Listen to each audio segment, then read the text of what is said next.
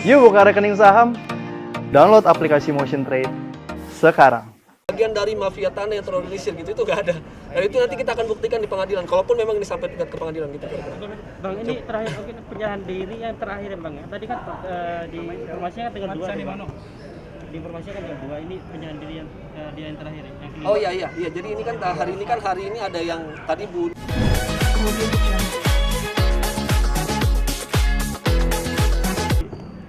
Klien abang gimana tanggapan dari abang?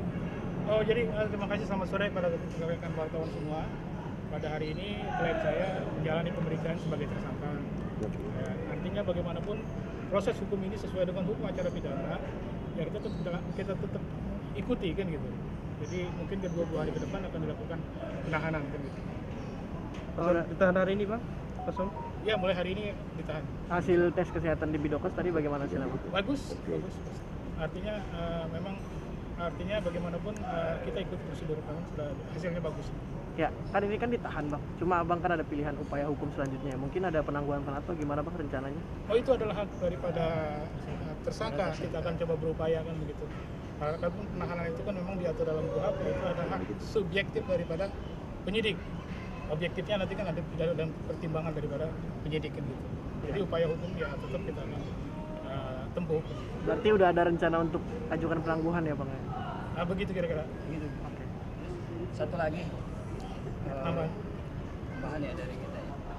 Jadi klien kita sangat kooperatif dalam pemeriksaan, tidak ada yang diberitakan itu yang nggak ada. Kita kooperatif dan kerjasama dengan penyidik, semua berjalan dengan baik. Terus di sini kita menggarisbawahi bahwa klien kita adalah sebenarnya korban juga, korban dari si para pelaku yang telah ditangkap itu ya. Dia menjadi korban sehingga ikut diperiksa. Itu aja tanggapannya. Bang, tapi mengenai akhirnya menyerahkan diri sendiri sebenarnya Oh, itu inisiatif kita. Itu dari gimana inisiatif bang? kita. Bisa menjelaskan lebih detail? Ya sebenarnya kita kooperatif dari kemarin. Kita ajukan surat juga gitu kan. Karena memang klien kita ada kepentingan sesuatu jadi belum bisa hari Senin. Setelah kita komunikasi dengan organisasi IPAT juga dan dari klien ya udah akhirin kita sepakati akhirnya hari ini kita kooperatif mendatangi Polda Metro untuk diperiksa. Begitu keterangannya. Tadi untuk korban sendiri pas jalan tadi cukup menyesali atau mungkin ada kata-kata Bang yang disampaikan mungkin di dalam Bang? Ya yang saya garis bawahi itu aja bahwa klien kita adalah korban dari pelaku yang telah ditahan 3 orang. Sebenarnya klien kita nggak tahu apa-apa tentang itu kan. Siap kita juga. Bentar, tambahan ada lagi? Ada lagi nggak?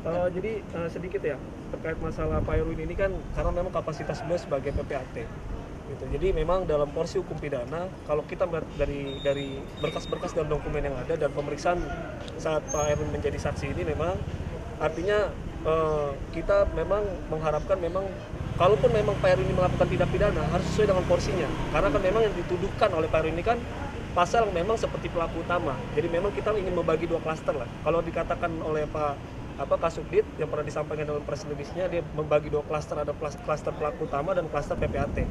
Nah, klaster PPAT ini apakah bisa dibebankan seperti pelaku utama? Begitu. Kalaupun memang ini tindak pidana, harusnya hanya sebatas penyertaan. Kalaupun memang begitu. Nah, memang juga saya ingin menyampaikan juga kalau memang ini dikatakan sebagai tindak pidana, artinya dia harus dikenakan memang sesuai dengan porsi yang apa yang dilakukan begitu.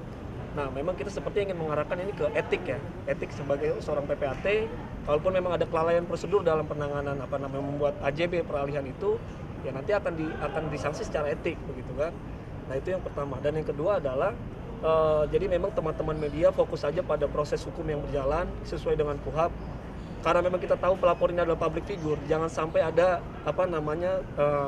stigma-stigma tendensius lah ya, yang menyudutkan klien kami seakan memang klien kami ini sebagai komplotan terorganisir, bahkan sampai dikatakan mafia tanah. Ini tidak terjadi di sini gitu loh, karena memang klien kita ini sebenarnya memang korban dari ada yang nama Sri yang itu dilalui juga oleh Bu Farida. Dia memberikan berkas yang memang dia nggak tahu itu manipulasi atau enggak, tapi memang secara teknis Pak Erwin sebagai PPAT dia berwenang untuk melakukan pembuatan AJB itu. Nah di situ kita perdalam. Nah itu nanti kita akan coba coba akan kita perdalam sebagai pembelaan kita nanti di pengadilan gitu kira-kira.